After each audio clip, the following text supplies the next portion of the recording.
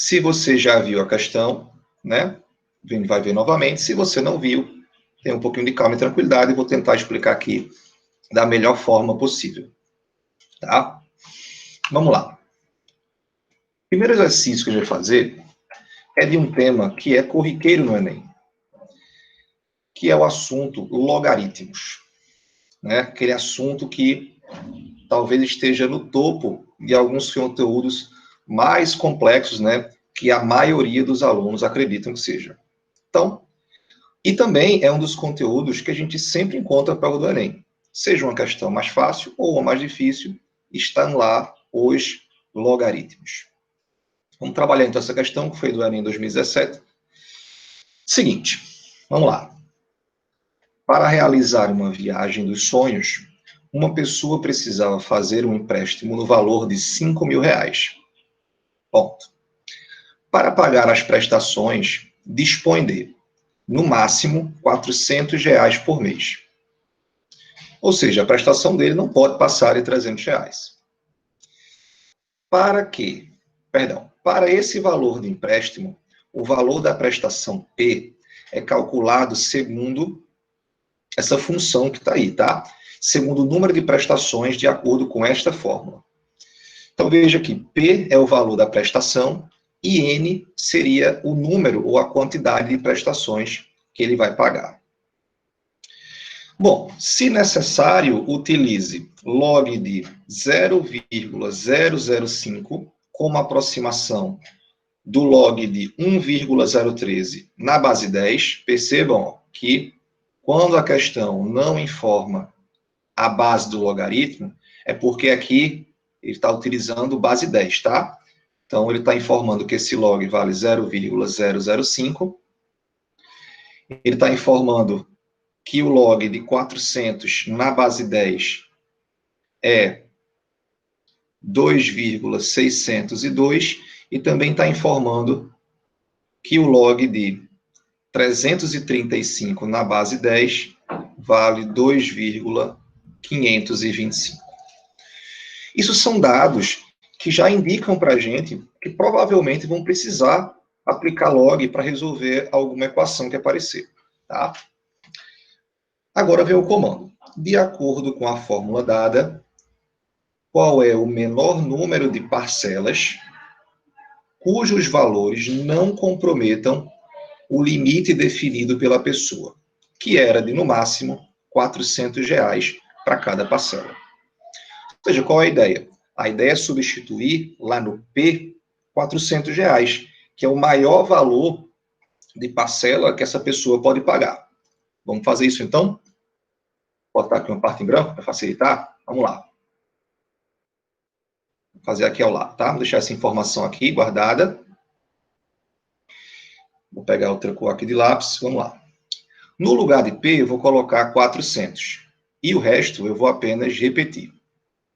5.000 vezes 1,013 elevado a N vezes 0,013 sobre 1,013 elevado a N menos 1. Ok, uma saída para você iniciar a solução dessa questão seria efetuar o produto cruzado, né? Meios pelos extremos. Ou seja, 400 ele multiplicaria esses dois números aqui de baixo, tanto o 1,013 elevado a N quanto o 1. Então, você teria aqui 400 vezes 1,013 elevado a N menos 400 no primeiro membro. E no segundo membro, ficaria toda aquela conta de cima. É claro que aqui a gente pode começar a efetuar algum produto. Ó, 5.000 eu consigo multiplicar por 0,013. E aí já começa, gente, a ficar trabalhoso, né? Já começa a ficar pesada a questão.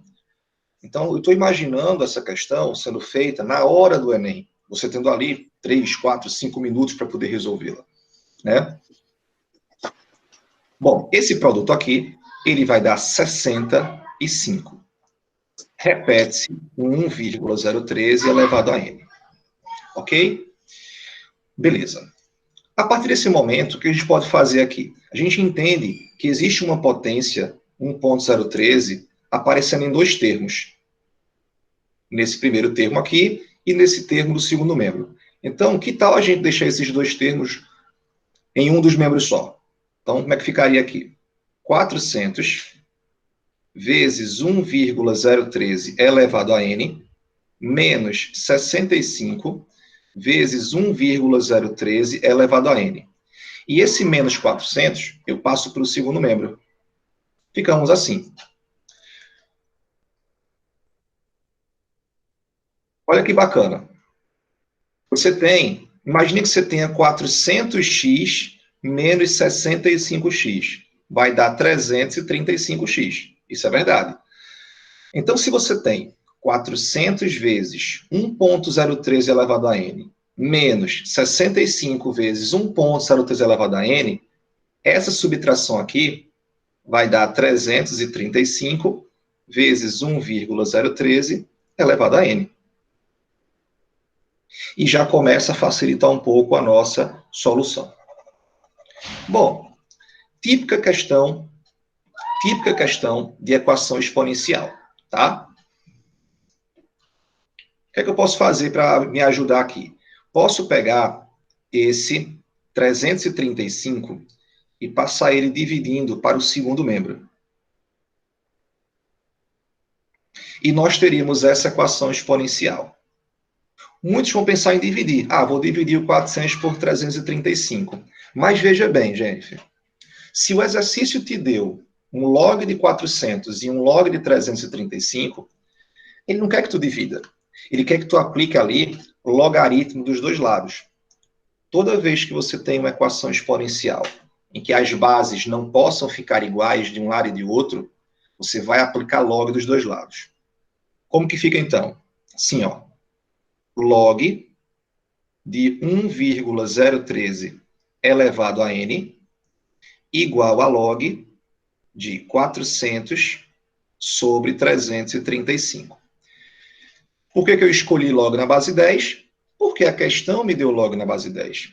Se a questão tivesse me dado log na base 5, eu utilizaria log na base 5. Então, estou acompanhando os dados. Propriedade logaritmo. O log da potência, esse n, vem para frente do log multiplicando.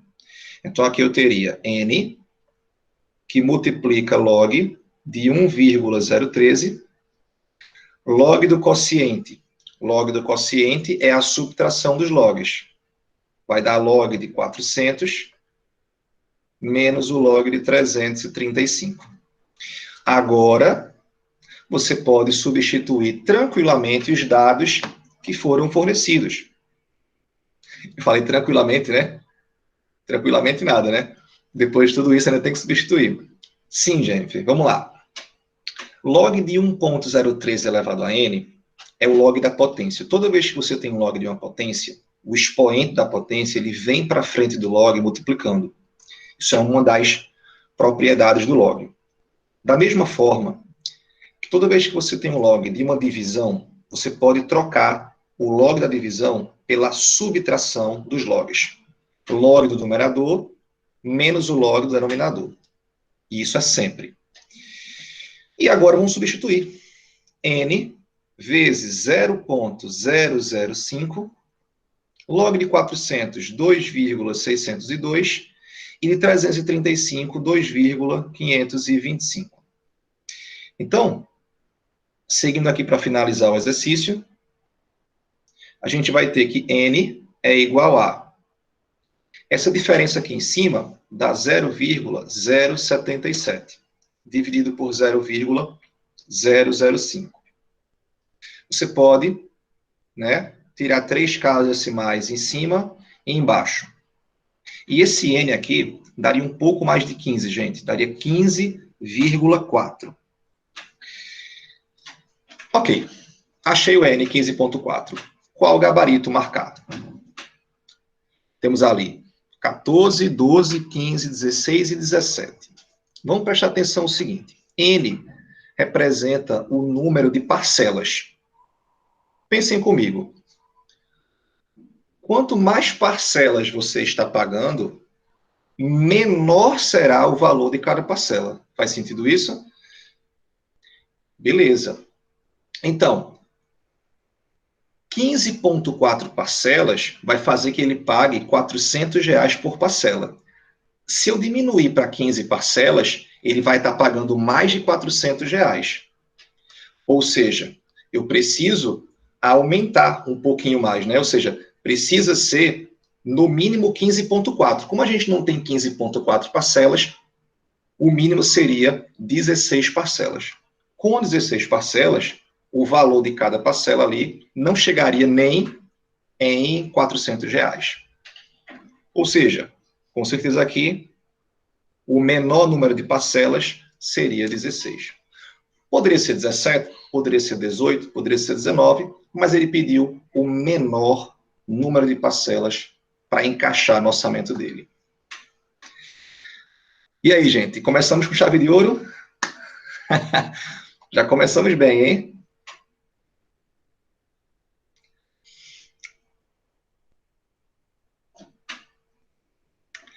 Não pode existir. Pois é, mas vamos analisar a questão, tá? Como um todo. Vamos analisar a questão como um todo. Por mais que você tivesse, Letícia, um conhecimento bom de logaritmos, tá? O que tornou essa questão mais longa foram as várias etapas e as várias operações matemáticas com decimais que você precisou fazer. Então, isso tornou a questão mais prolongada. Então, mesmo que o estudante ele tivesse um bom conhecimento das propriedades do log, ele ainda precisaria efetuar uma série de questões, uma série de operações matemáticas.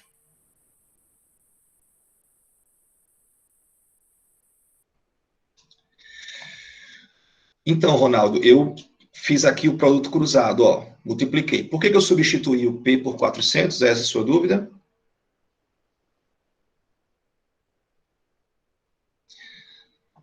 Eu substituí o P por 400 porque ele fala no texto que para pagar as prestações, ele dispõe de no máximo R$ 400 mensais. E P é o valor da prestação. Então, por isso que eu precisei substituir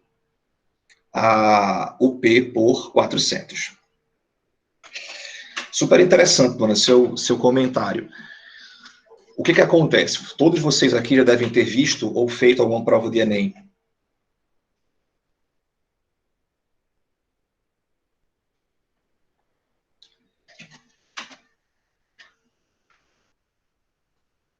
Ronaldo, tô falando Vitor, é costume de falar Vitor. Então, Luana, você tocou num ponto interessante. Existem diversas questões no Enem que você resolve ela em menos de 3 minutos, em menos de 2 minutos, às vezes em menos de 1 minuto. Então, existe um compensatório. E é claro que na resolução de uma prova de Enem, o ideal é que se você comece fazendo as questões mais simples, as questões mais rápidas, né? E essas você deixaria com certeza por último, né? Ok? Matamos aí a primeira questão, log, muito bem. Vamos para a segunda questão agora, tá? Segunda questão, também do Enem 2017. Agora é uma questão que fala sobre juros compostos e a utilização para a gente fazer uma equivalência de capitais. Vamos fazer um breve resumo aqui, tá? Ó. Quando você aplica um valor de um certo capital a juros compostos a uma taxa I%, o montante que você obtém após T meses é o valor que você tinha acrescido dos juros. No caso de capitalização composta ou de juros compostos, esse montante ele pode ser calculado por uma expressão, que é essa aqui, montante igual a capital vezes 1 mais a taxa de juros elevado ao tempo. Essa é a expressão que te calcula o montante em uma aplicação de juros compostos. Até aí tudo bem. O que impediria, por exemplo, se você tivesse o montante que você calculasse o capital de volta? Nada. Por exemplo, se você isolar aqui o capital, vai ficar o montante sobre 1 mais I elevado ao tempo. Correto? Ou seja, eu apenas isolei o C de um lado e passei aquele fator dividindo. Tranquilo? Ok. Em vez de a gente chamar de capital e montante, vamos trocar o nome? Vamos chamar de valor atual e valor futuro, ou valor presente e valor futuro. Na matemática financeira é muito comum a gente falar isso. Ou seja, o valor presente de uma dívida seria o PV ou o VP, ou o nosso capital, que é o C. E o valor futuro da dívida é justamente o VF ou o M, que é o nosso montante. Sabe uma aplicação legal para isso? Você está pagando a prestação de um carro ou está financiando uma casa. E aí você quer pegar aquela prestação lá do final e quer antecipar ela. Você quer pagar ela antes. Então, alguns bancos trabalham dessa forma. Você pode pagar uma parcela antecipada e se você paga a parcela antecipada, com certeza o valor dela vai ser menor. Então, entenda. A parcela que você está pagando depois é justamente o montante. E a parcela que você vai pagar antes é justamente esse capital, tá? A gente pode escrever isso aqui como sendo valor presente e valor futuro. Onde as equações seriam as mesmas, tá? O valor futuro é o valor presente vezes 1 mais a taxa de juros elevada ao tempo. Ou, por sua vez, o valor presente é o valor futuro sobre 1 mais I elevado ao tempo. Então, note que as equações são as mesmas, só que troquei o nome. Capital é o valor presente e montante é o valor futuro. Tudo bem? Beleza. Agora vamos para a questão. Um empréstimo foi feito a uma taxa de I%, usando juros compostos em 8 parcelas fixas e iguais a P. O devedor tem a possibilidade de quitar antecipadamente a qualquer momento, pagando para isso o valor atual das suas parcelas. Olha que bacana. Ele está usando aqui a nomenclatura de valor atual, né? Ou valor presente. E aqui seria o valor futuro. Muito bem. Ok, então vamos lá. Após pagar a 5ª parcela, resolve quitar a dívida no ato de pagar a 6ª parcela. Qual é a expressão que corresponde ao valor total pago pela quitação do empréstimo? Muito cuidado na pergunta. Ele não está querendo saber quanto que você pagou ao todo, ele só está querendo saber quanto que você pagou no ato da quitação, tá? Vamos lá. Eu vou apagar isso que eu desenhei aqui, a gente não precisa disso, tá? Vou fazer o esquema relativo às parcelas que ele está falando para mim.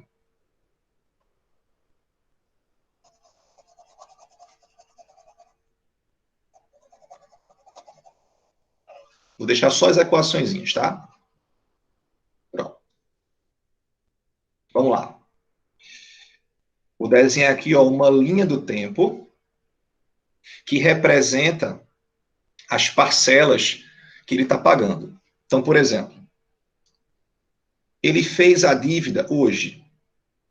Daqui a 1 mês, ele vai pagar a primeira parcela, que é P. 2 meses, 3 meses, 4, 5, 6, 7 e 8. Então, em todos os meses, ele deveria pagar uma parcela P. Mas ele não quer pagar até o final. O que ele quer fazer? Quando ele for pagar a 6ª parcela, ele quer antecipar as 2 últimas parcelas que faltam para pagar antes. É isso que ele fala. Após pagar a 5ª parcela, resolve quitar a dívida no ato de pagar a 6ª. Ou seja, aqui ele quer quitar a dívida dele. Então, quanto que ele deveria pagar aí? Ele deveria pagar a parcela P do sexto mês, mas ele quer antecipar essa parcela do sétimo mês e ele quer antecipar essa parcela do oitavo mês. Ok? Tá, e como é que juros compostos me ajudam nisso? Dessa forma que eu expliquei, gente. Prestem atenção. Quando você volta uma parcela, quando você volta um valor, é como se você estivesse querendo calcular um certo capital de um certo montante. É como se esse P e se esse P fossem os montantes e eu quisesse voltar e querer saber qual foi o valor que gerou eles. Então, toda vez que você antecipa uma parcela, é como se você estivesse querendo calcular esse Czinho aqui da fórmula. Então, para cada uma dessas parcelas, vai ter um valor atual diferente. Vamos lá. No sexto mês, o que ele tem que pagar do sexto mês é P. Mas do sétimo mês e do oitavo mês é onde vai haver a redução. Vamos lá. Do sétimo mês, gente, se eu estou antecipando do sétimo para o sexto mês, é como se o meu montante aqui fosse P e embaixo ficaria 1 mais I% elevado a 1. Por quê? Foi uma diferença de um mês, do sétimo para o sexto. Agora eu estou antecipando do oitavo para o sexto. O montante continua sendo P, só que embaixo ficaria 1 mais I% elevado ao quadrado. Por quê? Porque foram 2 meses de antecipação. Então, no total, quanto que ele deveria pagar? Ficaria assim, P mais P sobre 1 mais I% elevado a 1, mais P sobre 1 mais I% elevado ao quadrado. E isso é o que ele deve pagar no sexto mês para quitar a sua dívida. Aí você diz, mas não tem isso no gabarito. Tem sim, gente. Tem sim, porque ele apenas substituiu esse I%, ele substituiu por I por 100.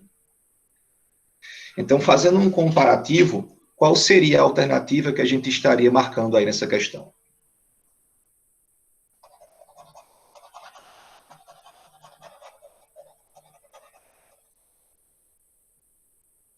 Por exemplo, daqui o que eu posso fazer? Eu posso colocar o P em evidência, ficaria 1 mais 1 sobre 1 mais I%, mais 1 sobre 1 mais I% ao quadrado.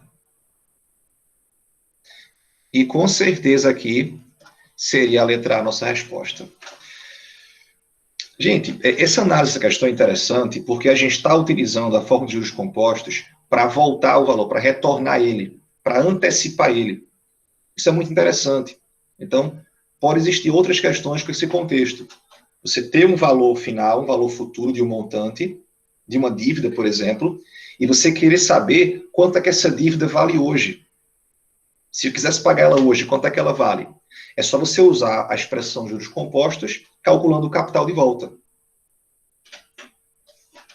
Foi uma questão literal, uma questão sem valores. Às vezes você pensa que é uma questão mais difícil, porque não tem valores. Talvez. Imagine se nessa questão você tivesse valores aí, para você calcular isso tudo.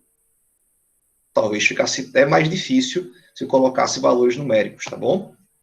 Então, matamos aí a segunda questão com aplicação de juros compostos para equivalência de capitais.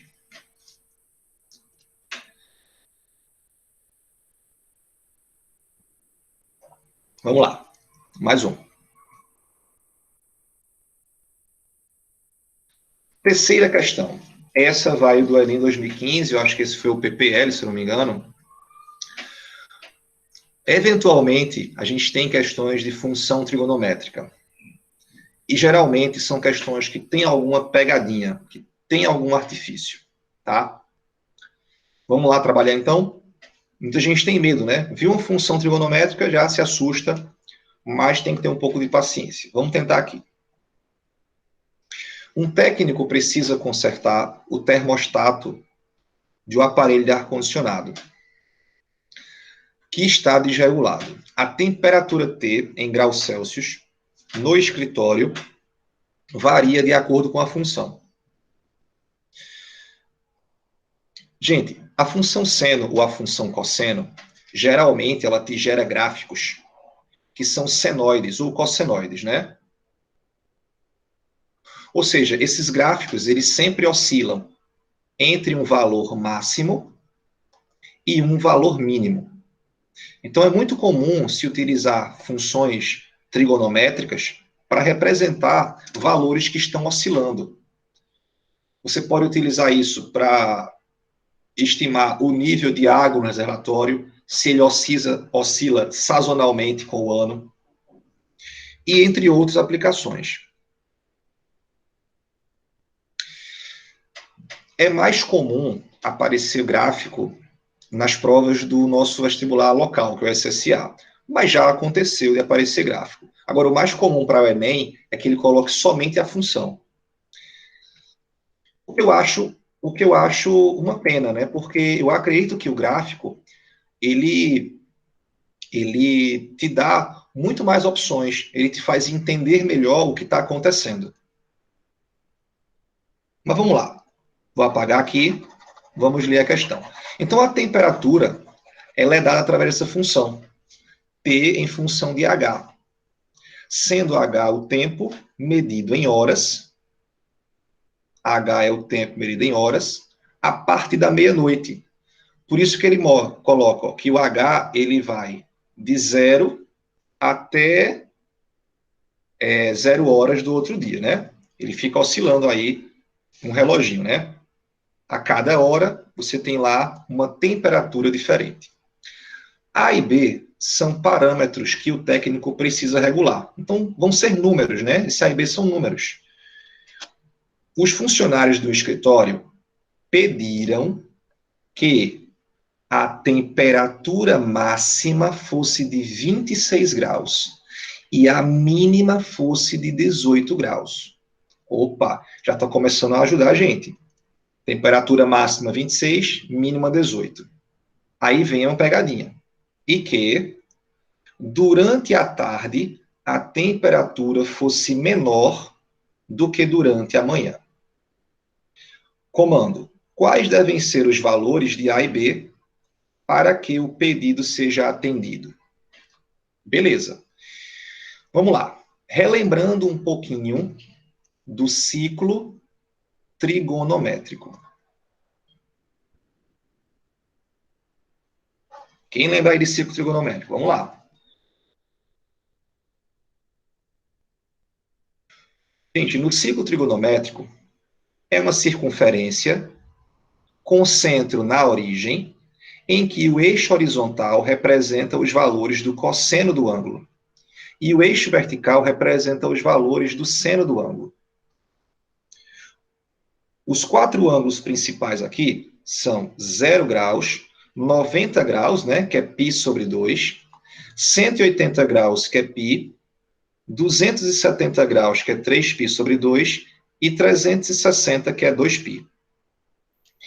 Como esse ciclo trigonométrico ele tem raio 1, implica dizer que o maior valor do cosseno é 1 e o menor valor do cosseno é menos 1. O mesmo vale aqui para o seno. O maior valor para o seno vai ser 1, que seria para o ângulo 90 graus, e o menor valor para o seno vai ser menos 1, que seria aqui para o ângulo 270 graus. Ou seja, gente, não importa o que tem aqui dentro do seno na fórmula, não importa. Esse seno aqui todinho, no máximo vai ser 1 e no mínimo será menos 1. Aí você diz, beleza, resolvi a questão.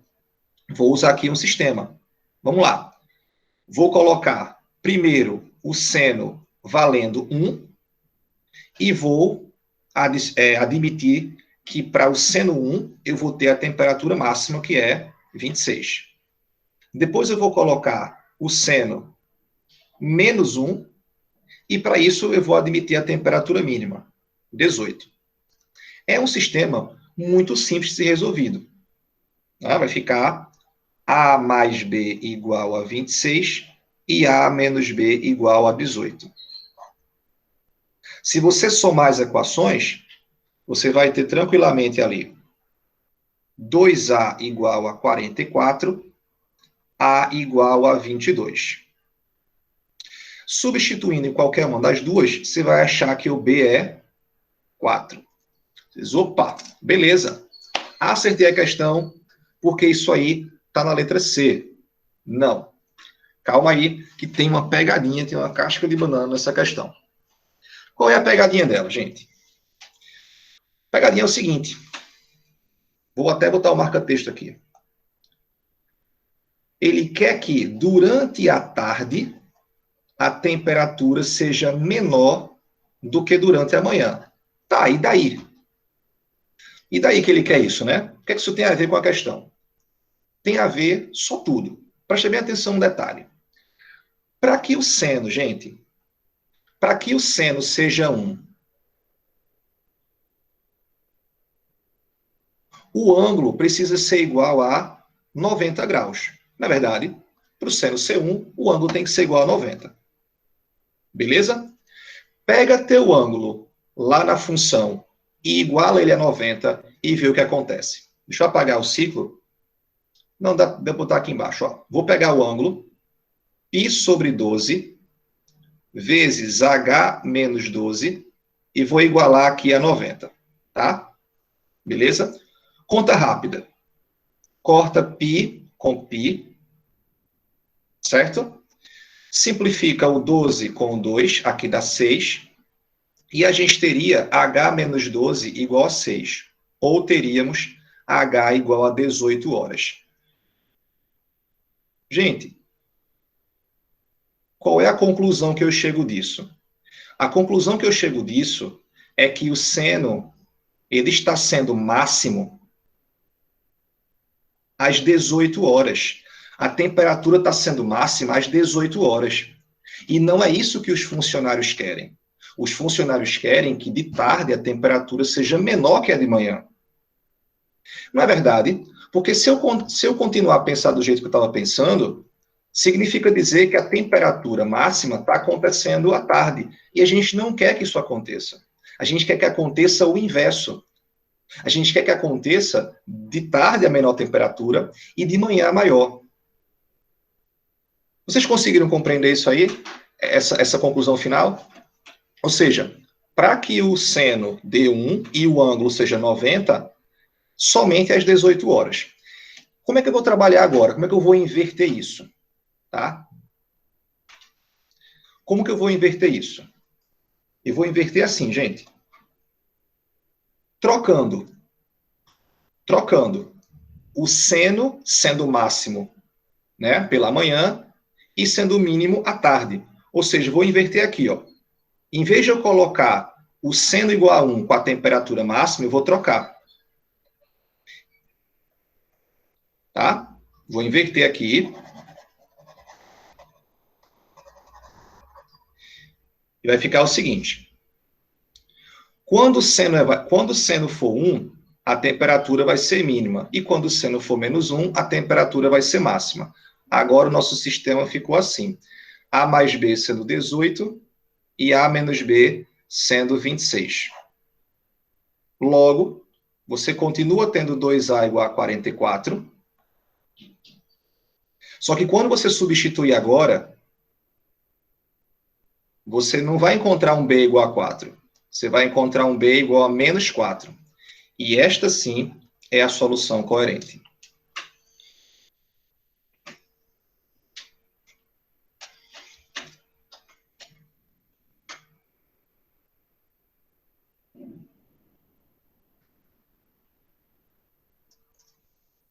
Belíssimo, né? Por que tem que inverter, Ronaldo? Vamos lá, mais uma vez. O maior valor do seno é 1, tá? E a temperatura, supostamente, ela vai ser máxima quando o valor do seno for o maior possível, que é 1. Só que a gente entra em conflito com o que a questão pediu. Por que entra em conflito? Porque para esse seno C1, esse ângulo aqui precisa ser 90 graus. Aqui embaixo, eu calculei. Eu peguei o ângulo, igualei a 90 e encontrei H igual a 18 horas. Então, o que é que eu estou encontrando? Eu estou encontrando que o seno 1, que é o máximo valor do seno, seria às 18 horas. Ou seja, eu teria a maior temperatura à tarde, não de manhã. E o exercício, ele pede que de tarde a temperatura seja menor que a de manhã. Por isso eu precisei inverter.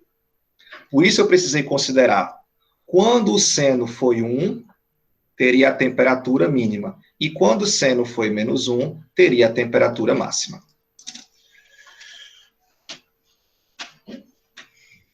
E curiosamente, Mônica, você teria aí a solução inicial, né? Que seria o A22 e o B4, na letra C, né?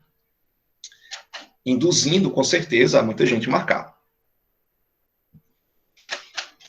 Quando vocês forem estudar função trigonométrica, se atentem a exercícios contextualizados e se atentem muito à interpretação do que está acontecendo. Então, não é só ter um conhecimento lá da função, mas também interpretar. E não é muito incomum não, tá? Ano passado caiu questão assim, de função exponencial, né? Não sei se vocês lembram, mas caiu.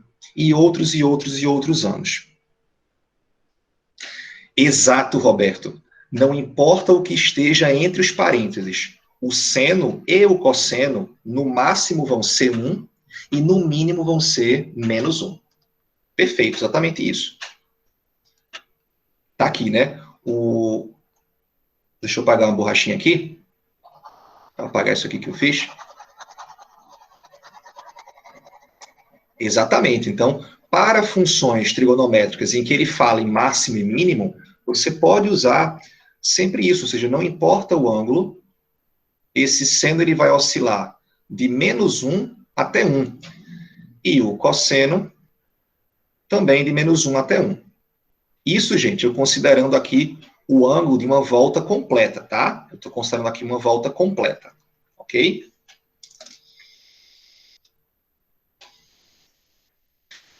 Bora lá? Passamos aí por logaritmo, passamos por juros compostos e agora por função trigonométrica. O que é que nos espera agora, né? Você diz, poxa, já foi... E agora, né? Vamos evoluir. Vamos botar o mais difícil, né? Tá muito simples. O que é que vocês acham? Vamos pegar o mais difícil aí? Bora para a geometria plana? Vamos lá, bora. Vamos embora. Perdi aqui. Próxima questão. Opa. Próxima questão de probabilidade. Probabilidade, vocês sabem que é um tema que sempre existe no Enem e que varia muito. Probabilidade é aquela questão que pode ser tanto uma questão bem simples, como uma questão bem difícil, tá? Tanto probabilidade como análise combinatória. São dois temas que você nunca pode dizer assim, esse assunto é fácil. Calma, calma, calma. Vamos ver do que se trata. Vou só acender a luz, tá, gente? Tá no escuro aqui, eu não gosto de ficar no escuro, não. Pronto, agora. Vamos lá. Já estou espantado. Seguinte. Uma competição esportiva envolveu 20 equipes com 10 atletas em cada equipe. Beleza, tu já pode tirar uma conclusão daí, que você tem um total, né, de 200 atletas. Ok. É importante sempre ter o total no probabilidade, porque a probabilidade ela relaciona o número de casos possíveis ou favoráveis com o total de possibilidades. Então, esse total de possibilidades é chamado de espaço amostral. Uma denúncia à organização dizia que um dos atletas havia utilizado substância proibida. Os organizadores, então, decidiram fazer um exame antidoping. Foram propostos 3 modos diferentes para escolher os atletas que irão realizá-lo. Vamos lá. Modo 1. Sortear 3 atletas dentre todos os participantes. Gente, quando você está sorteando o atleta dentre todos os participantes, qual o objetivo dele? É encontrar o quê? Um atleta que seja o quê? Tem usado a substância, né? Ou seja, ele quer saber se algum atleta está utilizando lá a substância. Depois, sortear primeiro uma das equipes e desta sortear 3 atletas. E por último, sortear primeiro 3 equipes e então sortear um atleta de cada uma delas. Considere que todos os atletas têm igual probabilidade de serem sorteados e que P1, P2 e P3 sejam as probabilidades de o atleta que utilizou a substância proibida seja um dos escolhidos para o exame. Pronto. Então, esse P1, P2, P3 é a probabilidade de o atleta que utilizou a substância seja um dos escolhidos. No caso do sorteio feito por qualquer um dos modos. Comparando as probabilidades, obtém-se. Ok. Então, tem que calcular a probabilidade pelo modo 1 de você ter ali uma pessoa com doping, pelo modo 2 de ter uma pessoa com doping e pelo modo 3 de ter uma pessoa com doping. Vamos lá. Vamos calcular aqui, primeiro pelo modo 1, tá? Deixa eu colocar aqui na outra página, que tem mais espaço. Pronto. Vamos fazer aqui, ó. Pelo modo 1, você vai sortear 3 atletas dentre todos os participantes. Gente, pessoal, são 3 atletas que ele vai estar sorteando. Um deles vai estar dopado. Pode ser o primeiro, pode ser o segundo ou pode ser o terceiro. Ele vai sortear 3 atletas e um desses 3 estará dopado. Então, pode ser que o primeiro esteja dopado e os outros 2 não. Pode ser que o segundo esteja dopado e o primeiro e o terceiro não. Ou pode ser que os 2 primeiros não estejam e o último esteja. Então, aqui você tem 3 possibilidades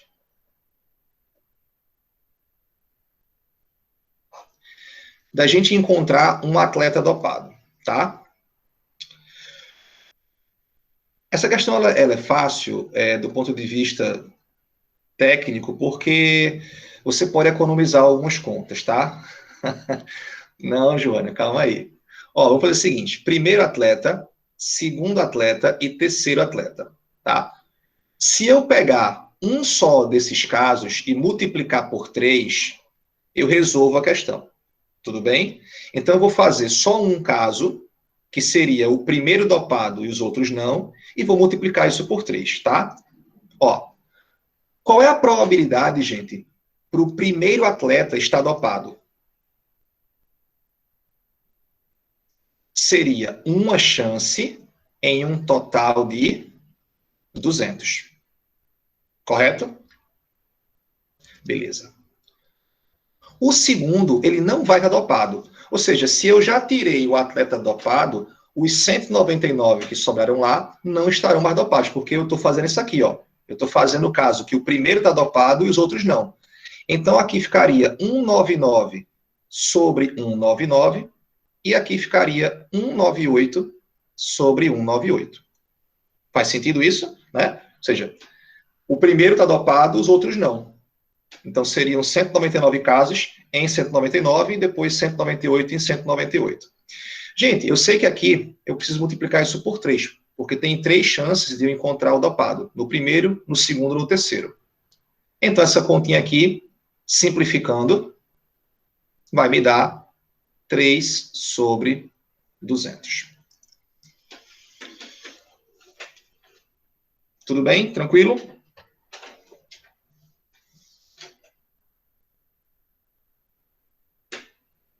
Vamos ver o segundo modo agora?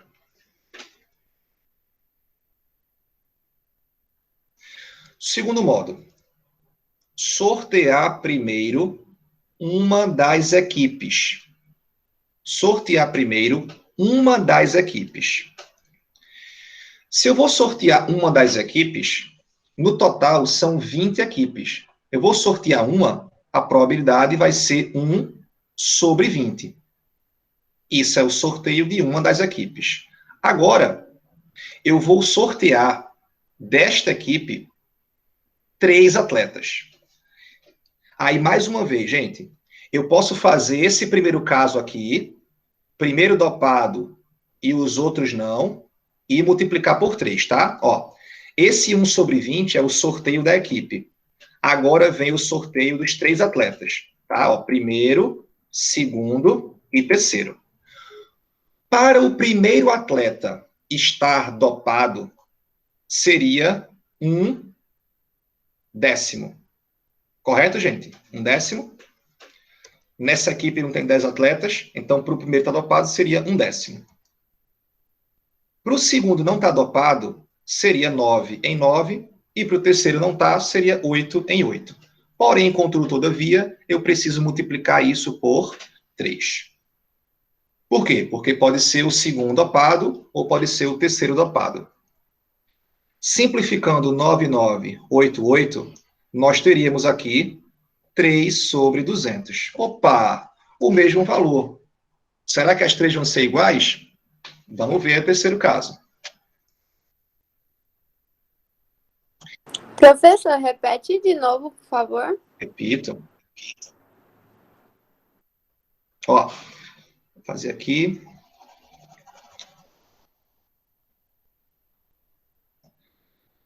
Primeiro ele quer sortear uma equipe. Primeiro, sorteia uma das equipes. Como você tem um total de 20 equipes, a probabilidade de sair uma dessas 20 seria 1/20. Então, aqui eu sorteei já a equipe. E agora, dessa equipe, que tem 10 atletas, que eu sorteei, eu vou escolher os 3. Aí, mais uma vez, eu posso utilizar essa lógica. Primeiro dopado e os outros 2 não. Dessa equipe com 10 atletas, para o primeiro estar dopado, a probabilidade seria de 1/10. 1 dopado. Os outros não são dopados. Então, ficaria o segundo atleta não está dopado, seria 9 casos em 9 atletas, e o terceiro atleta não está dopado, seriam 8 casos em 8 atletas. É como se você estivesse tirando bolinhas de uma urna. Eu já tirei uma bolinha. Então, o que sobra são 9 de 9 que não estão lá dopados ou infectados. Depois eu tirei outra bolinha, que ficou 8 de 8.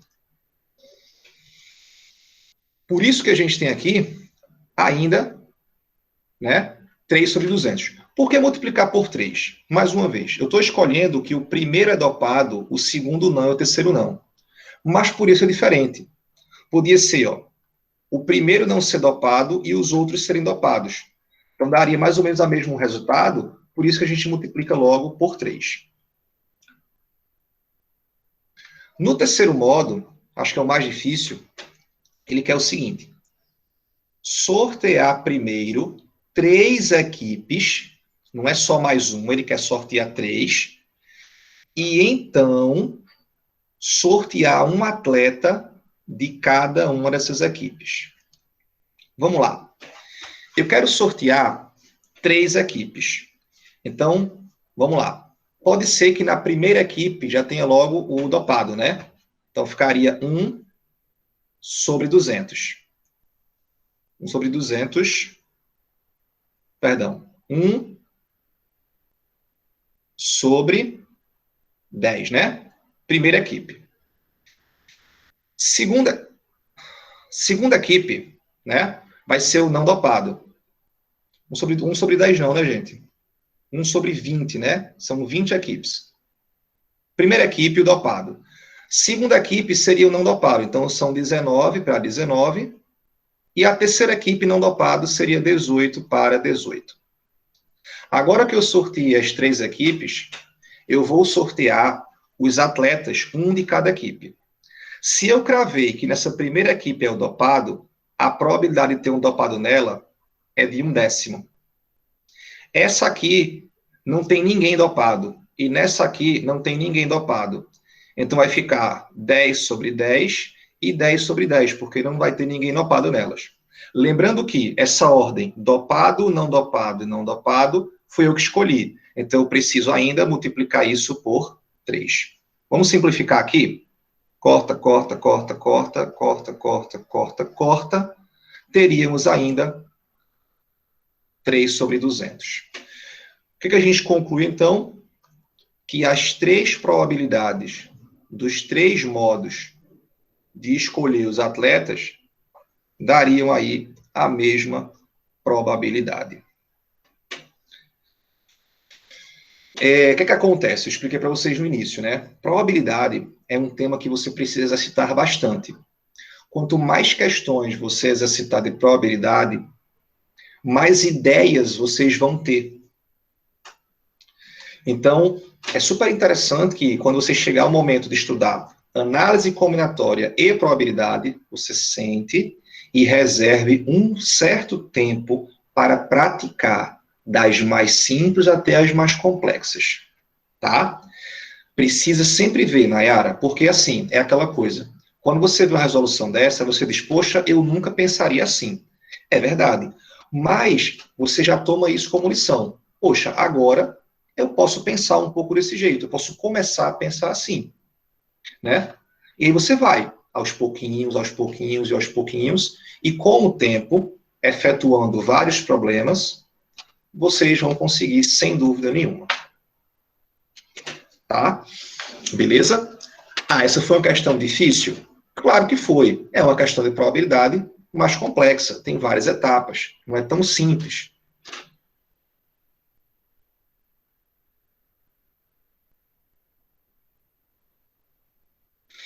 Boa pergunta, Duda. O que acontece?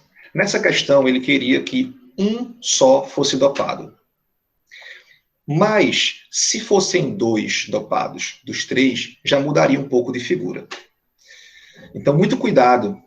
Né? Eu entendi a sua dúvida aí. Você queria simplificar, simplesmente colocar 3 em 20, né? E 1 em 10. Mas, há de se tomar cuidado nessas outras possibilidades. Vamos ver uma questão aqui de agora, eu acho que é análise combinatória, tá? Vamos lá.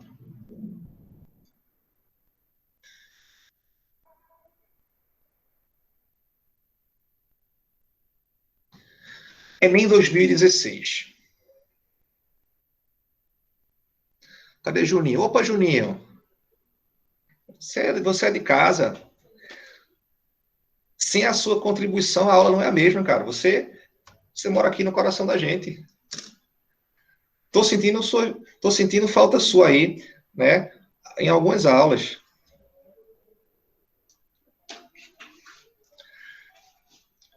Vamos lá. Gente, essa questão aqui, ela é um pouco mais simples que as outras. Vamos relaxar um pouquinho, né? Eu fui duro demais com vocês, né? Botei aí 4 questões iniciais bem pesadinhas. Vamos lá, então. Para cadastrar-se em um site, uma pessoa precisa escolher uma senha composta por 4 caracteres, sendo 2 algarismos e 2 letras. Olha a pegadinha, maiúsculas ou minúsculas. As letras e os algarismos podem estar em qualquer posição. Ou seja, se as letras e os algarismos podem estar em qualquer posição, eles podem permutar entre si. Essa pessoa sabe que o alfabeto é composto por 26 letras. Agora vem. E que uma letra maiúscula é diferente da minúscula em uma senha. Ou seja, você não pode considerar o alfabeto só com 26 letras. Porque se ele disse que as minúsculas se diferem das maiúsculas, ao todo é como se você tivesse o dobro de letras. Perfeito, Joana. Então é como se você tivesse ao todo 52 letras. Então daí já começava a primeira pegadinha, né? Vamos lá. Então vamos começar a construir aqui Questões em que a ordem importa, questões em que você coloca números em sequência para formar uma senha, um telefone, uma placa de carro, coloquei livros na prateleira. Tudo que você dispõe de maneiras em que a ordem é importante é uma questão que você pode resolver pelo princípio fundamental da contagem. Que vocês conhecem como esses tracinhos aqui, né? 1, 2, 3 e 4. Aqui são os 4 caracteres. Ele fala para a gente que são 2 algarismos e 2 letras. Algarismo, algarismo, letra e letra. Outro detalhe que você tem que prestar atenção nessa questão é se ele falar que os algarismos ou as letras têm que ser distintos. Ele falou para a gente que tem que ser distintos? Não. Então, nós podemos repetir algarismos e nós podemos repetir letras. Vamos lá. Nós possuímos aqui, ó, do 0 até o 9. Então, nós temos à disposição 10 algarismos. Como pode repetir, aqui eu vou colocar 10 algarismos. Em relação às letras, 52 e aqui 52. Lembrando, né? 52 porque são 26 maiúsculas e 26 minúsculas.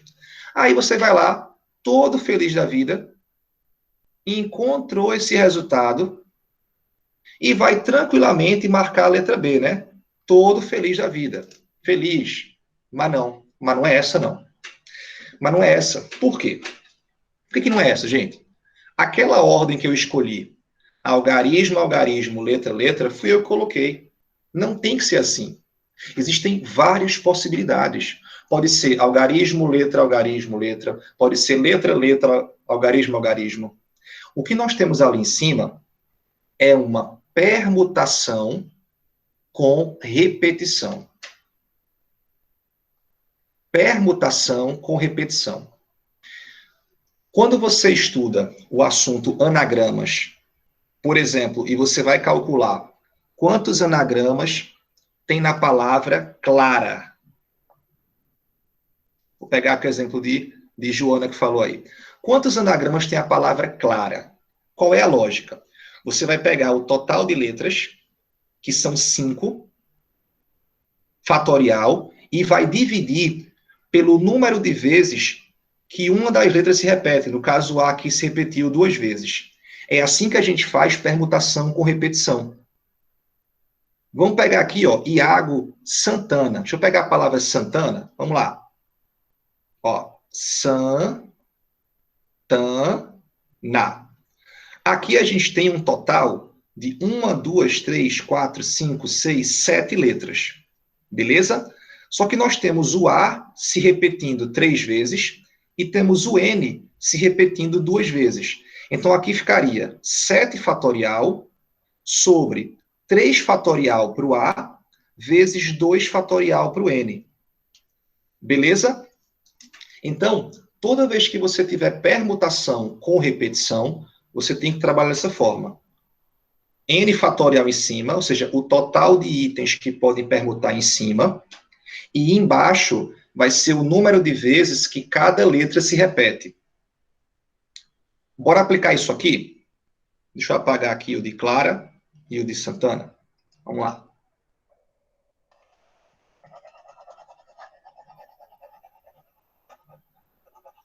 Como é que é a nossa permutação, gente? O que nós temos que permutar é aquilo que eu fiz ali, ó. A, L, L. Eu escolhi essa ordem.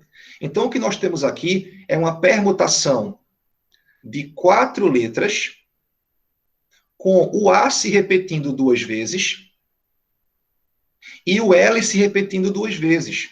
Ou seja, além dessa conta que eu já fiz, eu preciso multiplicar isso pelo número de possibilidades de permutações, que é justamente 4 fatorial sobre 2 fatorial vezes 2 fatorial.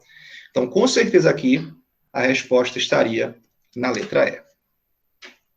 Bacana, né, gente? Muito bacana vocês contarem com a permutação com repetição.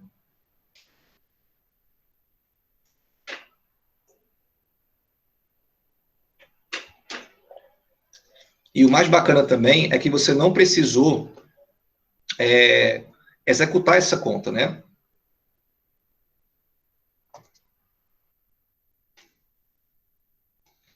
São 26 letras minúsculas, mais 26 letras maiúsculas, totalizando 52 letras, né?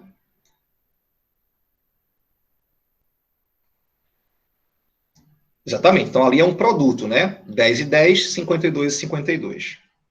Ok? Fizemos uma questão em que a ordem importa. Análise combinatória. Vamos fazer agora uma questão também de análise combinatória em que a ordem não importa. Exatamente. Por isso eu coloquei 52. Não coloquei 26.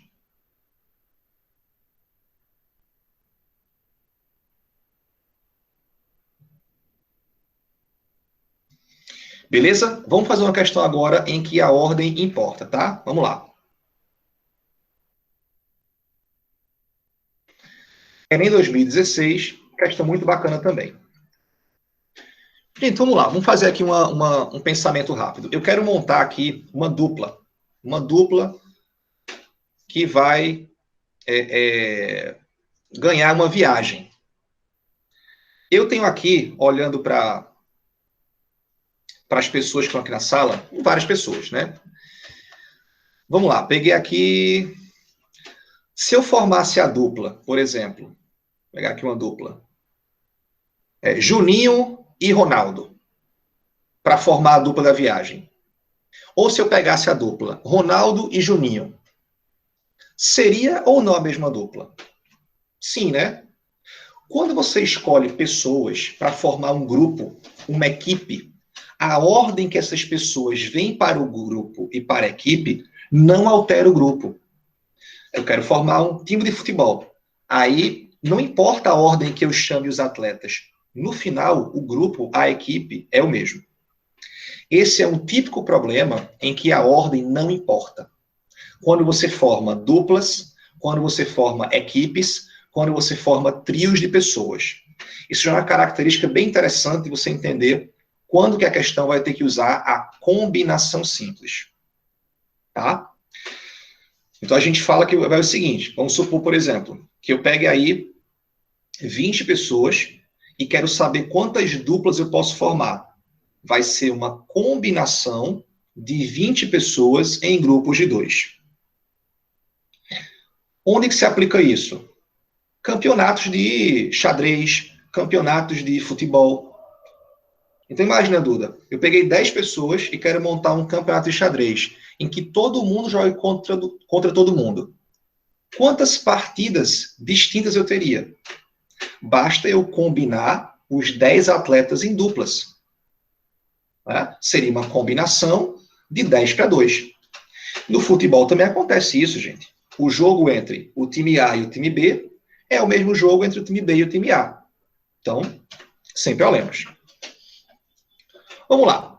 O tênis é um esporte em que a estratégia de jogo a ser adotada depende, entre outros fatores, de o adversário ser canhoto ou destro. Beleza. Um clube tem um grupo de 10 tenistas, sendo 4 canhotos e 6 destros.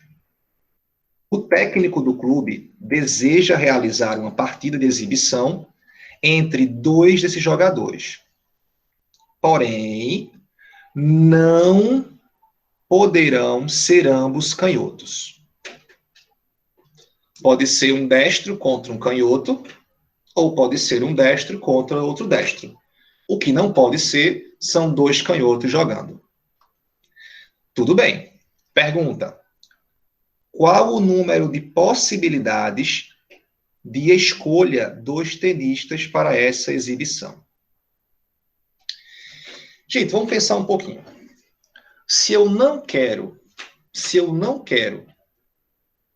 que a dupla seja composta por 2 canhotos, o que eu posso fazer?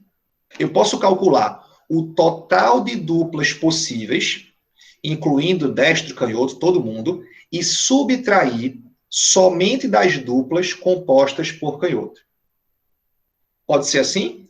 O total de duplas menos as duplas que só tem canhoto. O que é que eu vou ter? Eu vou ter duplas em que não tem os dois canhotos. Ou seja, vai ter um destro e um canhoto ou os dois destros. Beleza? Vamos lá. Qual é o total de duplas que eu posso formar? No geral, ó, você tem um total de 10 atletas e a dupla é composto por 2 atletas. Então, o total de duplas seria a combinação de 10 atletas em duplas. Ok? Combinação de 10 atletas em duplas. Existe uma expressão para combinação simples, tá? Quando você combina N pessoas em grupos de P pessoas, a fórmula é essa. N fatorial sobre P fatorial que multiplica N menos P fatorial. Então, aqui daria 10 fatorial sobre P fatorial, que é 2, que multiplica N menos P, 10 menos 2, que vai ser 8 fatorial. Isso é o total de duplas. Agora vamos fazer aqui quantas duplas com ou só com pessoas canhotas, tá? Quantas duplas só com pessoas canhotas? Vamos pensar um pouco, gente. Quantas pessoas canhotas nós temos? 4. Para você saber o total de duplas formada por 4 pessoas, é uma outra combinação. É uma combinação dos 4 canhotos que eu tenho em duplas. Combinação de 4 para 2. Você tem 4 canhotos que vão ser organizados em duplas. Fórmula: N fatorial sobre P fatorial, que multiplica N menos P fatorial. Então, na nossa lógica, ficaria o total de duplas menos as duplas formadas apenas por pessoas canhotas. E isso aqui, com certeza, está lá na letra A. Engraçado, né? Ele não desenvolveu os fatoriais, não chegou a um número, né? Isso é interessante. Facilitou, né? Deixou a questão mais ágil, a questão mais rápida.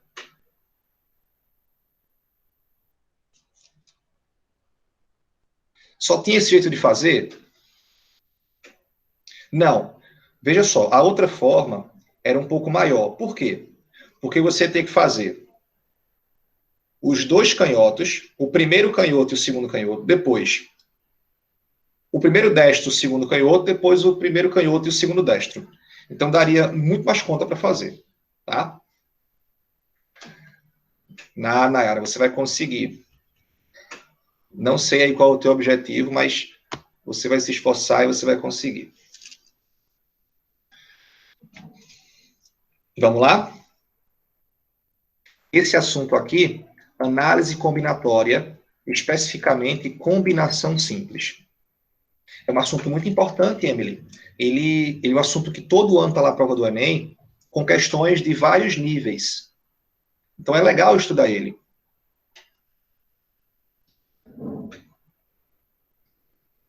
Vamos lá. Então, seguir adiante, né? Simbora. Essa próxima questão, agora sim. Agora nós temos uma questão de geometria plana. Esta questão ela é belíssima, tá? Muito bela. Vamos embora? Lá de 2009, ó. Sei nem o que vocês estavam fazendo em 2009, mas foi se não me, foi o primeiro ano desse novo Enem. Foi uma das provas mais difíceis de matemática. Foi essa prova de 2009. Vamos lá? Ó. 2 holofotes iguais, H1 e H2, respectivamente, iluminam regiões circulares, ambas de raio R. Essas regiões se sobrepõem e determinam uma região S, de maior luminosidade. A pergunta é bem clara. Qual é a área da região S? Uma questão totalmente literal. Aqui é o centro, né, dos dois holofotes, e beleza, pediu aí para calcular essa área. Gente, toda vez que você pega uma questão com área e que a figura não é uma figura em que existe uma fórmula pronta para ela, você precisa fazer composições, ou soma de áreas menores, ou subtrações, para poder chegar nessa área que ele quer. Tudo bem? Agora, algumas observações nós podemos fazer aqui. Primeiro, se as duas circunferências têm raio R, e aqui de vermelho é o centro de cada uma, com certeza essa distância aqui também é o raio. Né? Tranquilo, né? Primeira observação. Como que eu vou poder achar essa área? Veja, existem algumas ideias. Vou mostrar para vocês uma das ideias. Uma ideia é o seguinte. Você subdivide essa área aqui ao meio, ó. Corta ela aqui ao meio. Aí você vai calcular uma banda dessa. E depois que você calcular uma banda dessa, você vai multiplicar por 2. Ficou claro isso? Então, ó, dividir ao meio. Vou calcular a metade da direita. E depois eu vou multiplicar por 2. Isso é uma forma de fazer bem interessante. Vamos lá? Ó, vou pegar aqui somente uma circunferência. Vou fazer ela até maior. Vou pegar somente uma circunferência e vou tentar achar aquela área ali que eu determinei. Ó. Foi essa área aqui. É essa área ali que eu preciso calcular. Aquela área, gente, tem um nome específico. Aquela área chama-se área do segmento circular. Tá? Isso aqui se chama segmento circular. Como que você vai achar a área desse segmento circular? Da seguinte forma. Você vai calcular a área do setor circular inteiro e vai tirar desse setor circular esse triângulo que aparece aqui. Ou seja, se você pegar todo o setor circular e tirar dele o triângulo, o que sobra é justamente o segmento circular, que é o que a gente quer. Então, essa vai ser a nossa estratégia. Tá? Calcular a área do setor, subtrair a área do triângulo e ter a área do segmento. Vamos lá? Para a gente descobrir a área do setor circular, a gente precisa saber que ângulo é esse. Aqui é R e aqui é R. Eu preciso saber que ângulo é esse. Como que eu vou saber que ângulo é esse? A figura aqui me ajuda, vê bem. Essa distância aqui, ó, do centro à circunferência é o raio. Essa distância aqui também é o raio. E essa distância aqui também é o raio. Nós temos aqui um triângulo equilátero. Ou seja, esse ângulozinho aqui, ele vale 60 graus. Logo, esse ângulo aqui de baixo também vale 60 graus. Então, a gente conclui que o ângulo daquele setor circular ali é exatamente 120 graus.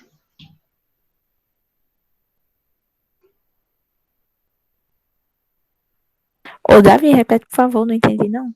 Repito. Vou pegar aqui.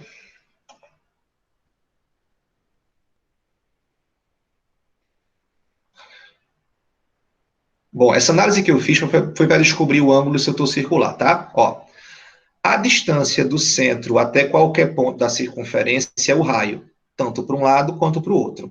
E aqui no meio também é o raio. Logo, esse triângulo aqui é um triângulo equilátero. Ou seja, esse ângulo interno dele aqui mede 60 graus. Logo, aqui para baixo, também mede 60 graus. Ou seja, esse ângulo todo aqui cheio seria 120, que é exatamente esse ângulo aqui, ó. 120 graus. Tranquilo? Só o ângulo?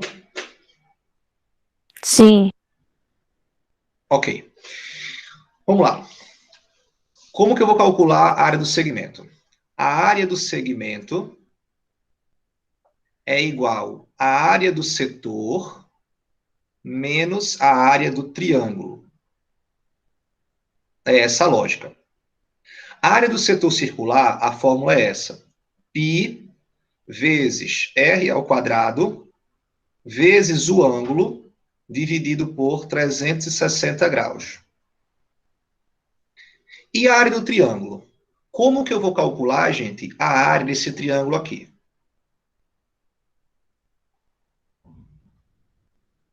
Como que eu posso calcular a área desse triângulo?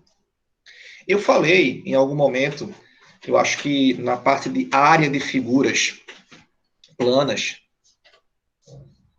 que existe uma expressão para você calcular a área de triângulo, caso você tenha dois lados de um triângulo, por exemplo, A e B, e possua o ângulo entre elas, θ. A área desse triângulo pode ser dado pelo produto dos lados vezes o seno de θ dividido por 2. Então, a gente pode usar essa fórmula para encontrar esse triângulo aqui. Porque os lados são RR. Então, ficaria R vezes R vezes o seno de 120 dividido por 2. Isso me ajuda muito, tá? Vamos lá. Então, a área do segmento que a gente procura é igual a π vezes r ao quadrado vezes 120 graus dividido por 360. Menos r ao quadrado.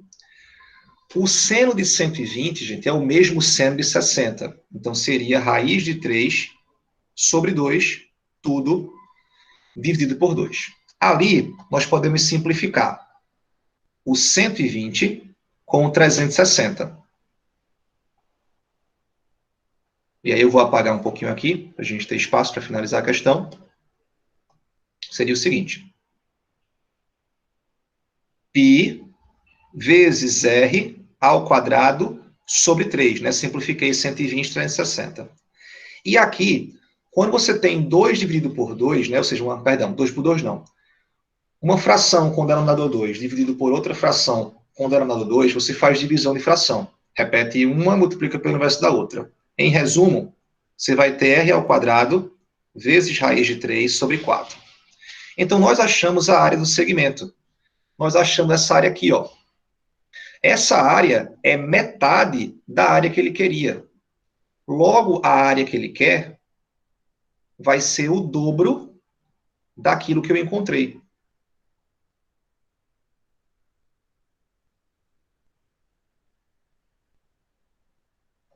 Se você multiplicar isso por 2, você vai encontrar 2πr ao quadrado sobre 3 menos 2 vezes r ao quadrado dividido por 4, você simplifica.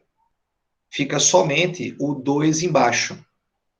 Ou seja, a gente encontra essa solução aqui, que deve estar em algum lugar aqui desse gabarito, né? Acho que está aqui, ó, na letra A. Essa é uma questão bem composta, né? É uma questão bem completa, ou seja, precisa de vários conceitos. E é uma questão de geometria plana, muito bela, muito linda, tá? Muito linda. Existe uma segunda forma de fazer ela. Uma segunda forma. Ô, professor, tem uma dúvida. Diga. A 120 em radiano é 2π sobre 3, certo? Certo. Aí, no caso, a gente ia ter que trocar o alfa por 2π sobre 3. Isso tudo ia estar sobre 2. Como é que isso depois virou 2π sobre 3r ao quadrado? Você quer usar o ângulo em radianos, é isso? Não, é porque ali está dizendo que alfa é em radianos. Aí tem que colocar. Não, tudo bem. Boa. Eu vou passar para o outro slide aqui para te mostrar isso, tá? Rapidinho. Ó. Excelente pergunta. Como é teu nome? Augusto. Augusto. Pronto, Augusto. Vamos trabalhar aqui, Augusto, o setor circular, tá? Vou fazer aqui a demonstração da fórmula contigo. A demonstração da fórmula é o seguinte. Se o ângulo for o ângulo completo de 360 graus, a área é inteira, que é πr ao quadrado. Então, ó, se o ângulo for completo, a área é πr ao quadrado.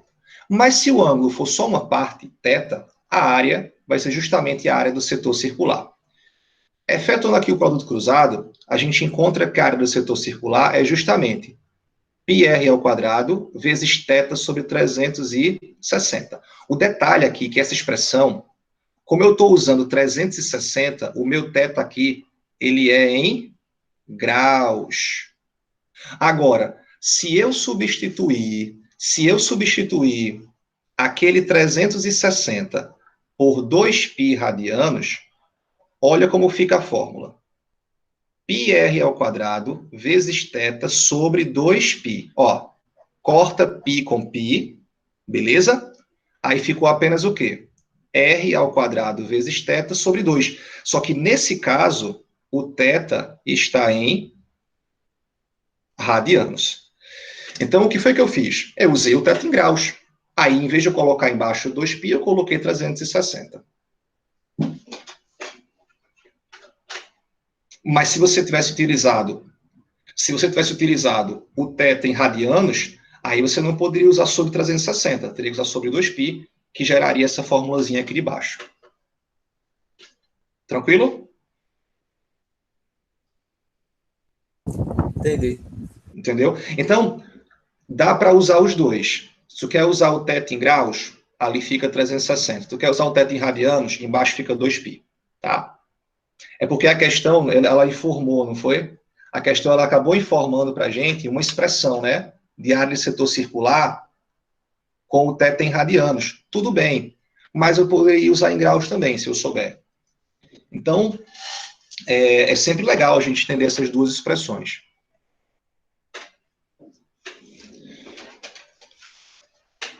Veja, se você tiver dúvida na área do setor circular, você sempre pode fazer essa regra de 3 aqui também, para encontrar essa área. Aí você fica ao seu critério, se você escolhe o θ em graus ou em radiano. Beleza? Passamos aí por uma das questões mais difíceis dessa lista que eu escolhi, tá? Vamos agora aliviar a nossa vida com questões mais simples. Vamos lá.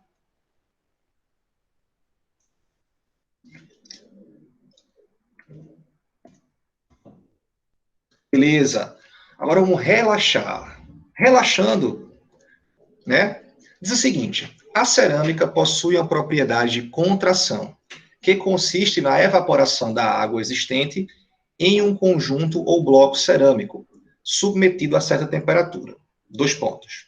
Em seu lugar, aparecendo espaços vazios que tendem a se aproximar. No lugar antes ocupado pela água, vão ficando lacunas e, consequentemente, o conjunto tende a retrair-se. Ou seja, gente, o volume, né, dessa cerâmica vai acabar diminuindo. Considere que, no processo de cozimento, a cerâmica de argila sofra uma contração em dimensões lineares de 20%. O que significa isso, gente? Ela sofreu uma contração em dimensões lineares.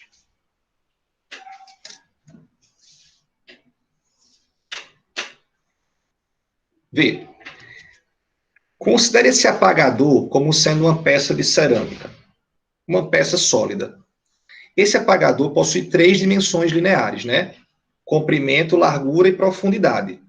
Quando ele fala que houve uma redução em dimensões lineares de 20%, o que ele está querendo dizer é que cada dimensão linear da cerâmica reduziu-se em 20%. Diminuiu 20%. Cuidado, não é que diminuiu para 20%. Diminuiu em 20%. Ou diminuiu de 20%. Beleza? Joia.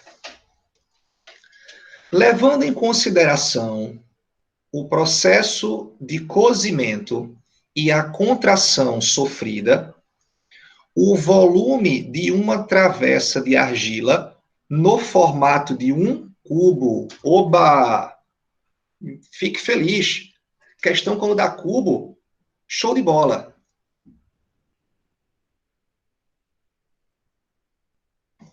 Vamos lá. Nós temos aqui um cubo que inicialmente tinha aresta A. Ó, desenhar aqui um cubo, tá? Vai ser o cubo melhor do mundo, não. Vai ser só aqui um esboço, né? Mas vamos tentar aqui desenhar algo bonitinho para vocês. Ó, um cubo de aresta A. Como que calcula volume de cubo? O volume de cubo se calcula multiplicando as suas três dimensões. Se fosse um paralelepípedo, como esse meu apagador aqui, o volume se calcularia multiplicando as três dimensões. Comprimento vezes largura vezes profundidade. Uma piscina, uma caixa de sapato, tá? Então, o volume inicial desse cubo aqui é a aresta ao cubo. Vou chamar assim, isso é o cubo antes. Depois, o que vai acontecer com o meu cubo? Cada aresta dele vai ficar menor. Quanto que fica cada aresta dele em relação à anterior? Agora é onde vem uma aplicação bem interessante da porcentagem. Gente, se você reduz 20% de um valor, o que sobra é 80% dele. Se você diminui 20% de um valor, o que sobra é 80% dele. Então, se você pegar a aresta e diminuir 20% da aresta, o que você vai ter é 80% da aresta. Então, cada aresta aqui, ela vai ser 80% do que era antes. 80% de A, 80% de A e 80% de A. Agora, Ronaldo, eu preciso fazer isso ao cubo, né? Vamos lá. Não, Ronaldo, que é isso? Caneta e lápis na mão. Vou apagar aqui esse meu desenho inicial, tá? Para a gente ganhar espaço. Ó, o meu volume novo, ele vai ser 80% de A vezes 80% de A vezes 80% de A. Ó, 80 sobre 100 vezes 80 sobre 100 vezes 80%. E aqui eu boto A ao cubo. Poxa, por que eu fiz assim? Para simplificar, gente. Eu quero simplificar o máximo possível, tá? Ó, vou cancelar ali um monte de zero. 0, 0, 0, 0. 0 e 0. O que eu ganhei com isso? 888 dá aí 512 sobre 10% de A ao cubo, ou 51,2% de A ao cubo. Tudo bem? Tranquilo, né? Bora lá. Vamos pensar um pouquinho, gente. Você pegou esse resultado, imediatamente você quer marcar que letra aí? Você quer marcar que letra? Letra D, mas calma. Calma, calma, calma. A ao cubo é o volume antigo. Então, a conclusão que a gente chega é o seguinte: o volume novo é 51,2% do volume antigo. Se um valor é 51,2% do valor antigo, é porque houve uma redução. Mas a redução não foi de 51,2%. De quanto foi a redução?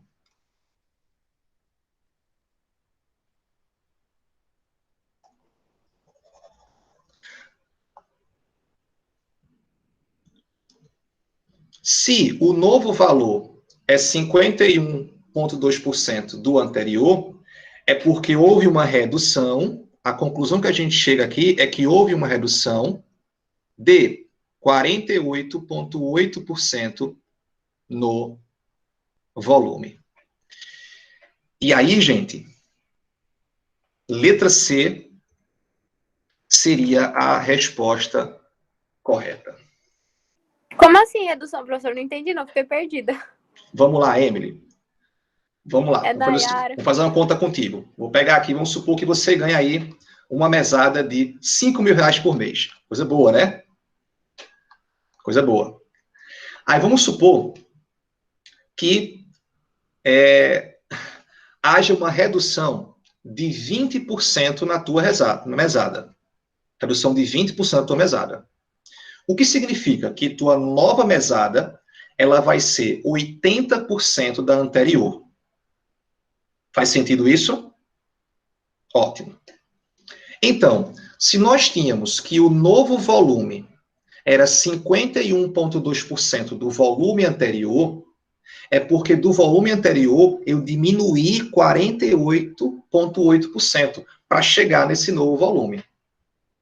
Eu tinha um volume maior e agora eu tenho um volume menor. Eu tinha um volume que era V, agora ele é 51% de V. Então, houve uma redução nesse volume.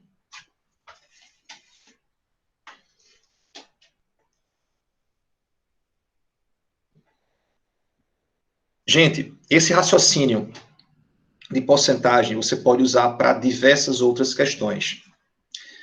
Se a questão falar que o valor do salário é 70% do que era antes, é porque houve uma redução de 30%. Se a questão falar que o volume é 60% do que era antes, é porque houve uma redução de 40%.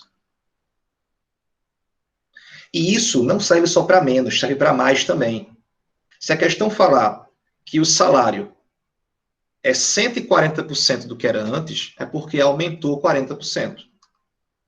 Então, levem essa informação em consideração sempre, tá? Uma questão bem interessante, né? Aparentemente simples, mas tinha essa pegadinha. Hoje eu só botei questão assim, não foi? Que coisa, né? Poderia sim, Juninho. Poderia colocar 0,8, tá?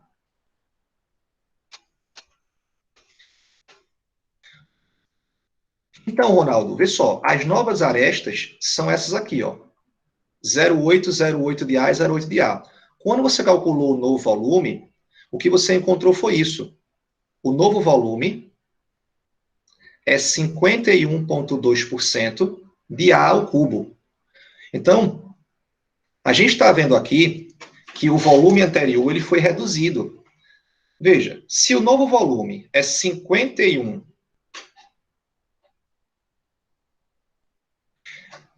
Então, mas quando você pega a aresta, você pega ela toda. Não é 80% vezes A ao cubo. Seria 80% de A ao cubo, junto. Porque a nova aresta é 80% de A.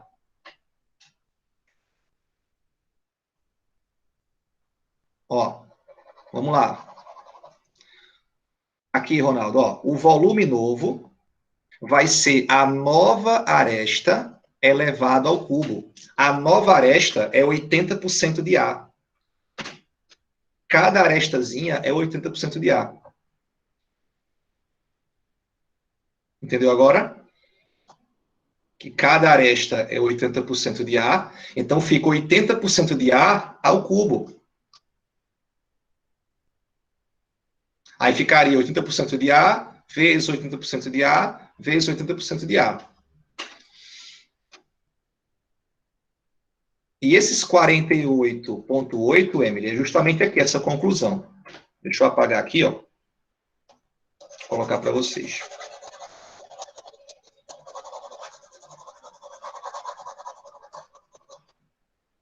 Tu que lute para ter paciência, viu, professor, com a gente. Não, mas a minha função é essa. A minha felicidade é quando vocês têm dúvida. Vocês não sabem a felicidade para dizer assim, eu não entendi, eu fico super feliz.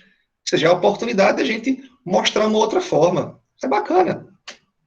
Outra coisa, gente, é sempre bom quando algum aluno tem dúvida, por quê?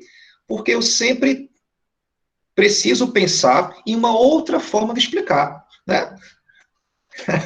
Eu que luto, né, gente? Gente, vocês podem perguntar sempre, tá? Eu vou sempre tentar aqui achar uma forma de explicar. Veja, se o novo volume é 51,2% do antigo, o antigo, você tem que pensar que ele é 100% do volume. O antigo é 100% do volume. E o novo é menor, é 51,2%. Do 100 para o 51,2%, a diferença do 100% até o 51,2% é justamente o que reduziu.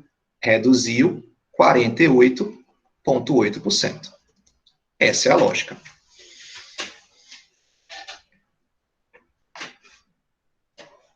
Beleza? Vamos lá. Vamos seguir aqui adiante, tá? Tem mais duas. Não desiste. Vamos embora.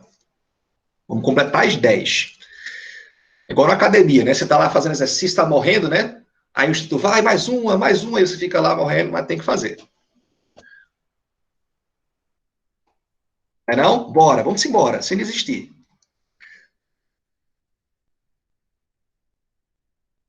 Enem 2010. Essa é tranquila, gente. Essas duas últimas são bem tranquilas, tá? Eu deixei as mais tranquilas para o final.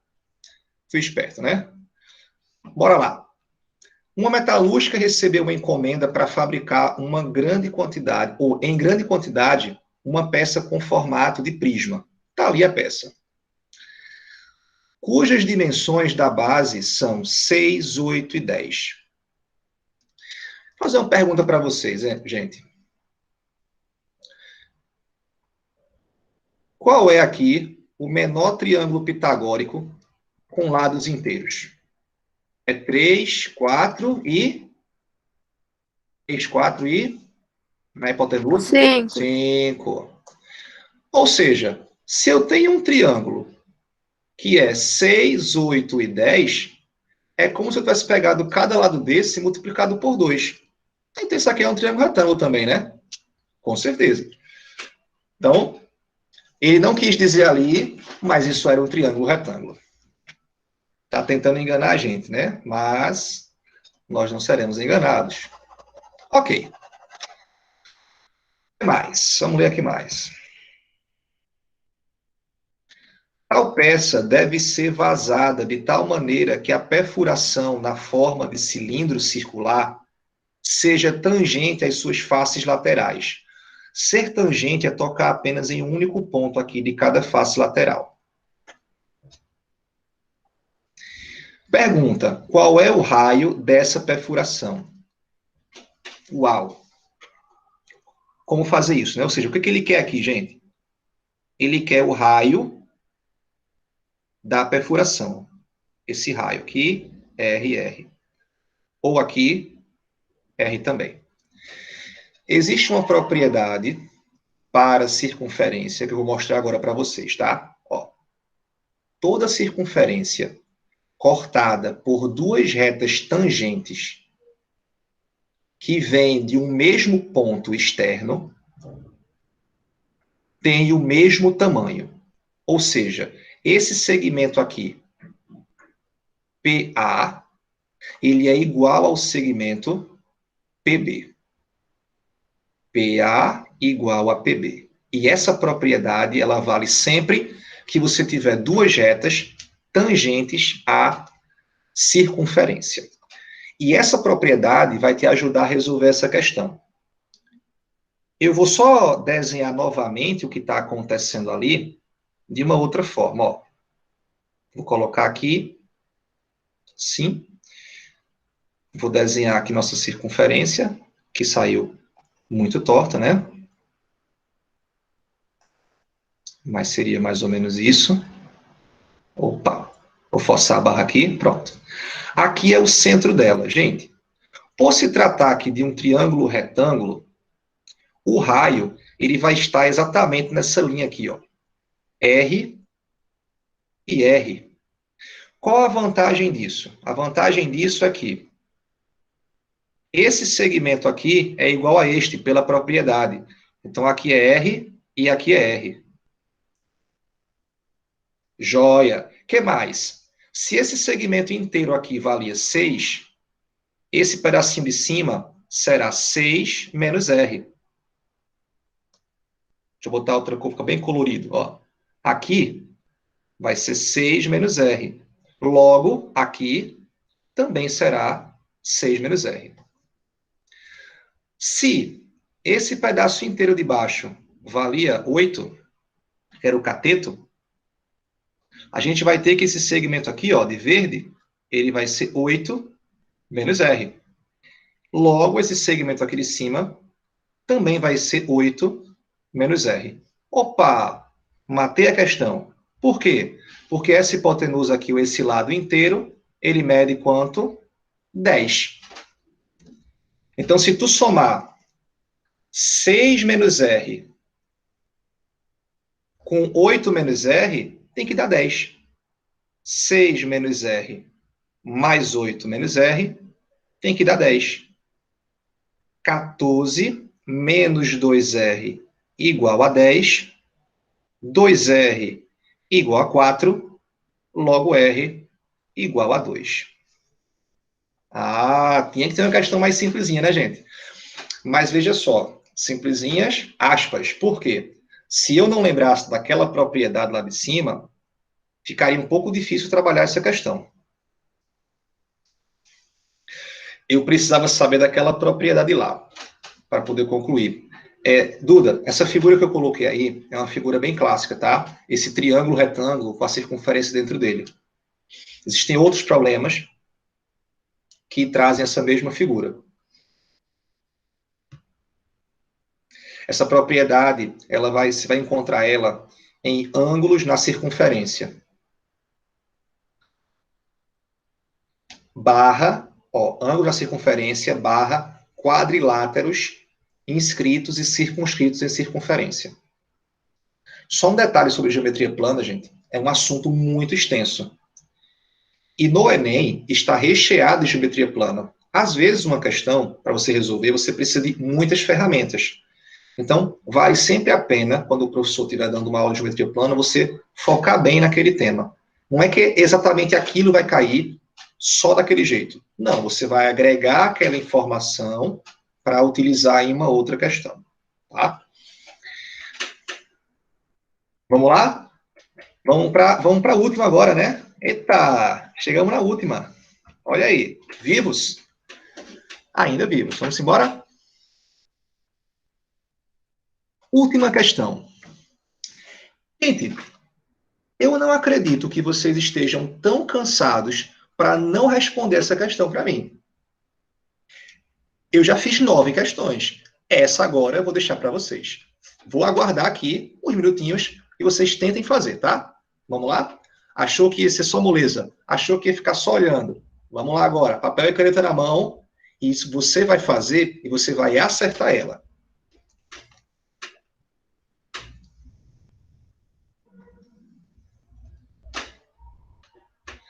Dica. Se você quiser utilizar um total de pessoas na sua análise, como sendo 100 pessoas, pode utilizar.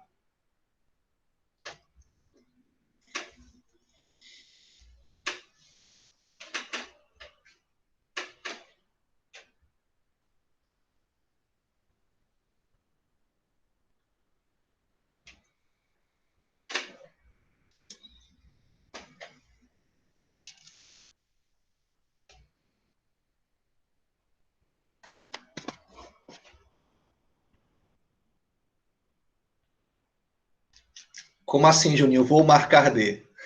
É isso mesmo? Calculado?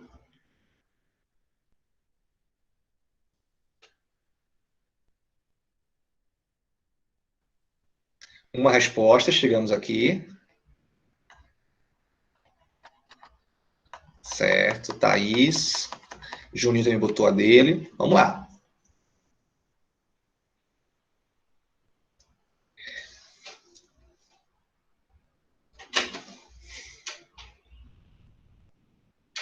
Quando pegarem uma questão para fazer, gente, em casa, estudando, Peguem como se fosse a questão da sua vida.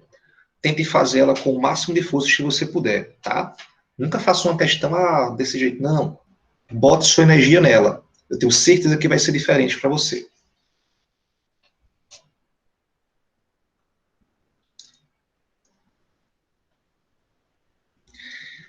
Vamos lá. Primeira coisa que ele disse. Você tem um grupo de pacientes grupo de pacientes com hepatite C e que foi submetido a um tratamento tradicional, em que 40% dos pacientes foram curados. Então, ó, você tinha 100% dos pacientes, 40% dos pacientes foram curados. Logo, 60% não foram curados.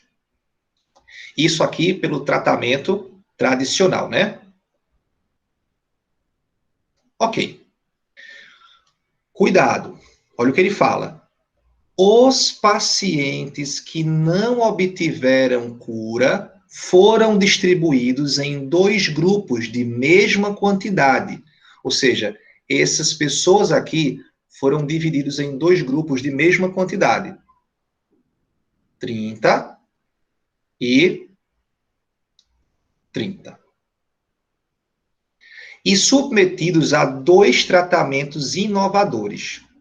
No primeiro tratamento inovador, 35% dos pacientes foram curados. Então, ó, aqui foi aplicado um tratamento inovador e aqui foi aplicado outro tratamento inovador. Então, desses 30%, 35% foi curado. Então, daqui, gente, eu tenho uma cura que equivale a 35% de 30. E aqui eu tenho uma cura que equivale a 45% de 30.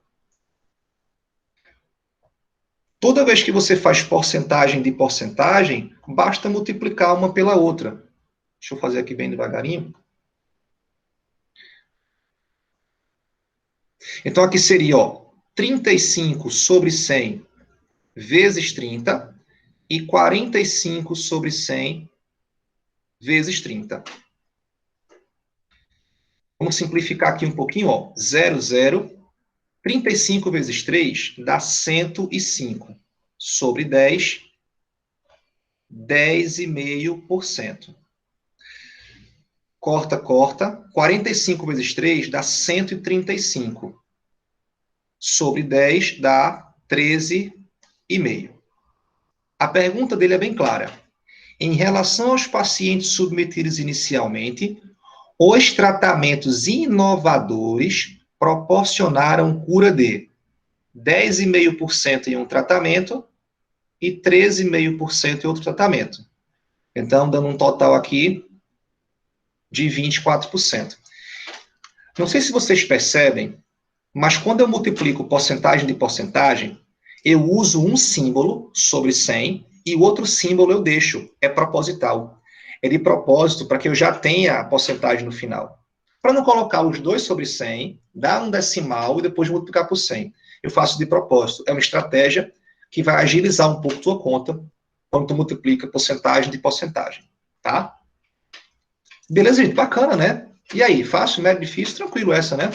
Davi é que nem a SpaceX, ela te dá um monte de questão difícil, depois te dá uma fácil só pra você não sair morrendo. Olha, Caraca, era Vitor mesmo, velho. gente, Conheço não. nós passeamos aí por diversos temas pertinentes ao Enem. Existem outros temas, claro, existe função do primeiro grau, função do segundo grau, né? PA, PG, mas esses temas aí são temas que eventualmente sempre estão caindo. Porcentagem, meu Deus do céu, análise combinatória, probabilidade, logaritmo. Então, nós trabalhamos questões tops, nós trabalhamos questões de alto nível. A prova do Enem é só questão assim? Claro que não. A prova do Enem ela tem questões fáceis, medianas e mais difíceis. O que é que vocês têm que fazer como estratégia? Resolver as questões mais fáceis. Primeiro, resolve as mais simples, garante a tua nota. E depois você vai brigar, porque você está estudando, você está se dedicando, e você vai conseguir sim acertar algumas questões mais difíceis, ou quem sabe todas, né? Gente, eu só tenho a agradecer a presença de vocês nessa sexta-feira, né? Eu sei que foi cansativo, a gente tentou brincar, tentou se divertir aqui, mas é isso mesmo, matemática não tem para onde correr. Exercício, dedicação, determinação, não desistir, vocês não estão sozinhos, tem uma equipe imensa do MDM, fazendo vários projetos, de manhã, de tarde, de noite. Eu sou do Pré-Med, mas tem outra galera aí muito boa também, do Pré-Med e do Pré-ENEM. Então, sintam-se em casa, tá? Agradeço, e quem sabe a gente não propõe outros momentos como esse, né? Ó, beijos para vocês, muito obrigado, e a gente se vê, então, nos próximos encontros, se Deus quiser. Abraço a todos.